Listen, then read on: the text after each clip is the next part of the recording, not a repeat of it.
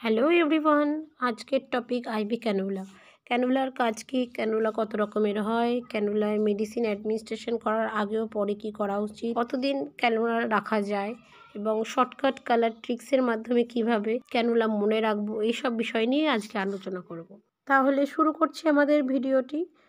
First point, indication of cannula. আমরা জানি চ্যানেলের সাহায্যে মেডিসিন অ্যাডমিনিস্ট্রেশন করা হয়, কিন্তু মেডিসিন অ্যাডমিনিস্ট্রেশন ছাড়াও আরও অনেক কাজ করা হয়। যেমন চ্যানেল থেকে ব্লাড কালেক্ট করা যায় ব্লাড টেস্টের জন্য, আইভি ফ্লুইড চালানো যায় যেমন NSRL, DNS। যারা ক্রিটিক্যালি ইল পেশেন্ট থাকে তাদের প্যারেন্টাল নিউট্রিশন দেওয়া হয়। প্রি অপারেটিভ কেয়ারের মধ্যে অপারেশনের আগে নিউ চ্যানেল লাগিয়ে দেওয়া হয়। Next point, type of cannula. Cannula কত রকমের হয়? Colour, gauge, diameter, flow rate অনুযায়ী ক্যানুলাকে 6 ভাগে ভাগ করা যায়। অরেঞ্জ কালারের 14 গেজের হয়, গ্রে কালারে 16 গেজের ক্যানুলা হয়, গ্রিন 18 গেজের, পিঙ্ক 20 গেজের, ব্লু 22 গেজ, ইয়েলো 24 গেজের হয়। Next point, use of cannula. কোন কোন জায়গায় কোন ক্যানুলা ব্যবহার করব? Orange colour cannula trauma, rapid blood transfusion, সার্জারিতে ব্যবহার করা যেতে পারে। Grey colour rapid fluid replacement, trauma, rapid blood ট্রান্সফিউশনে ব্যবহার করা যেতে পারে। Green colour cannula rapid fluid replacement, trauma, rapid blood ট্রান্সফিউশনে ব্যবহার করা যেতে পারে। Pink colour most infusion, trauma, routine blood ট্রান্সফিউশনে ব্যবহার করা যেতে পারে।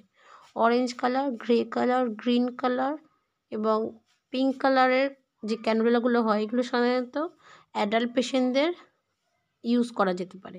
আর ব্লু কালার, ইয়েলো কালার আর পার্পেল কালার, এই কালারের চ্যানেলগুলো এগুলো নিওনেট, পেডিয়াট্রিক আর ওল্ডার অ্যাডাল্ট পেশেন্টদের ব্যবহার করা যেতে পারে।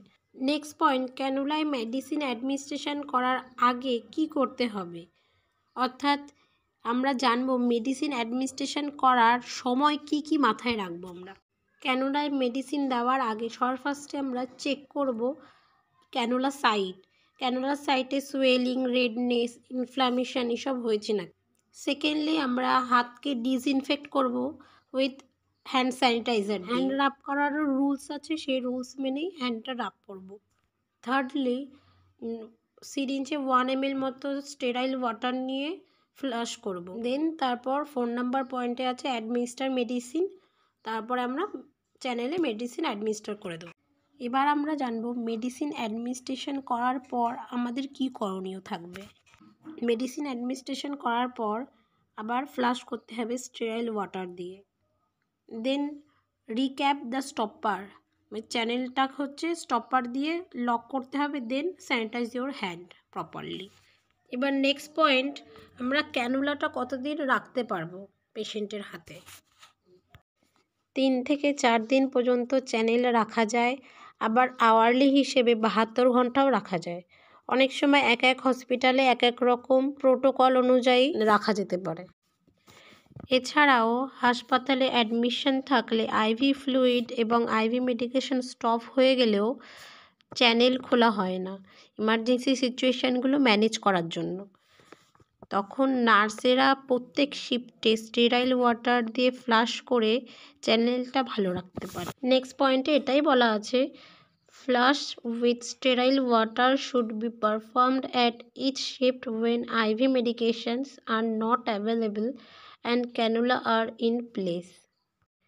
হেলথ কেয়ার প্রোভাইডাররা যদি ঠিকমতো কেয়ার না নেয় অনেক সময় তা পেশেন্টদের সাফার করতে হতে পারে। যেমন এভরি শিফটে ক্যানুলা সাইট চেকিং করা উচিত, না হলে ইনফেকশন হয়ে ফ্লেবাইটিস, থ্রোম্বোফ্লেবাইটিস হয়ে যেতে পারে। তোমাদের বোঝার সুবিধার জন্য একটি ছবি অ্যাটাচ করে দিলাম। দেখো এই ছবিতে এই পেশেন্টটার হাতে রেডনেস, সোয়েলিং দুটোই হয়ে আছে, পেনও আছে। So it is sign of thrombophlebitis. এইরকম সাইন দেখলে অ্যাট ফার্স্ট রিমুভ করতে হবে চ্যানেলটা। দেন তুমি আইস প্যাক দিয়ে ডক্টরকে ইনফর্ম করতে পারো। এবার চলে যাব নেক্সট পয়েন্ট হলো প্রিভেনশন। ইউজ ট্রান্সপারেন্ট ফিক্সার, আমরা এমন একটা ফিক্সার ইউজ করব যেটা ট্রান্সপারেন্ট হবে, যার জন্য বারবার ফিক্সার না খুলেও আমরা চেক করতে পারবো যে আমাদের রেডনেস, সোয়েলিং আছে কি না। এবার চলে যাবো নেক্সট পয়েন্টে, if not available transparent fixer check daily growth of infection. যখন ট্রান্সপারেন্ট ফিক্সার থাকবে না তখন দিনে একবার অন্তত ফিক্সারটা খুলে ভালো করে চেক করতে হবে যে রেডনেস সোয়েলিং হয়েছে কিনা। এবার চলে যাবো নেক্সট পয়েন্টে, provide health education on ফ্লেবাইটিস risk and prevention. মানে পেশেন্টদের আমরা হেলথ এডুকেশন দেবো ফ্লেবাইটিসের ওপর, রিস্ক আর প্রিভেনশন সম্পর্কেও জানাবো। Next point, maintain proper hand hygiene and aseptic technique. Hand hygiene আর অ্যাসেপটিভ টেকনিক মেনটেন করলে প্রিভেন্ট করতে পারি। আবার নেক্সট পয়েন্ট হবে, provide regular phlebitis education for স্টাফদেরও প্রপার নলেজ থাকতে হবে ফ্লেবাইটিসের ওপর, তাহলেই তো প্রিভেনশন করতে পারবে। Next point, avoid using the same vein repeatedly. একই ভেনে বারবার চ্যানেল করা চলবে না, তাহলেই ফ্লেবাইটিসের আরও সম্ভাবনা বেড়ে যাবে। এবার চলে যাব নেক্সট পয়েন্টে, shortcut colour trick. Shortcut colour কোডিংয়ের মাধ্যমে কিভাবে সিকোয়েন্স অনুযায়ী চ্যানেলগুলোকে মনে রাখবো, এবার সেগুলোই আমরা দেখব। দেখো এই ছবিতে খুব সুন্দর করে বুঝিয়ে দেওয়া আছে। অরেঞ্জ কালার লাভা মানে আগ্নেয়গিরির যে লাভাগুলো থাকে সেটাকে ধরা হয়েছে। অরেঞ্জ কালার 14 গেজের অরেঞ্জ কালার।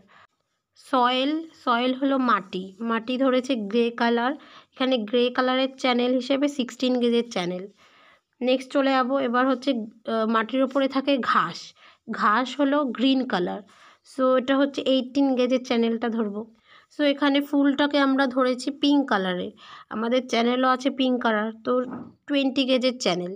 নেক্সট চলে যাবো আকাশ হচ্ছে স্কাই কালার হয়, সো স্কাই কালারের চ্যানেল হচ্ছে 22 গেজের। আবার ইয়েলো কালারের চ্যানেল আছে, সেটার জন্য হচ্ছে সান ইয়েলো কালারে, আমাদের 24 গেজের হচ্ছে ইয়েলো কালারের চ্যানেল। সো এবার আমরা এইভাবে সিকোয়েন্স অনুযায়ী মনে রাখতে পারি, লাভা, সয়েল, গ্রাস, পিঙ্ক ফ্লাওয়ার, স্কাই, সান। এক হসপিটালের প্রোটোকল এক রকম হতে পারে, এ ব্যাপারে কোনো কোশ্চেন থাকলে কমেন্ট করে অবশ্যই জানাবেন। আজকের ভিডিওটি এই পর্যন্তই। ভিডিওটি শেষ পর্যন্ত দেখার জন্য অনেক ধন্যবাদ।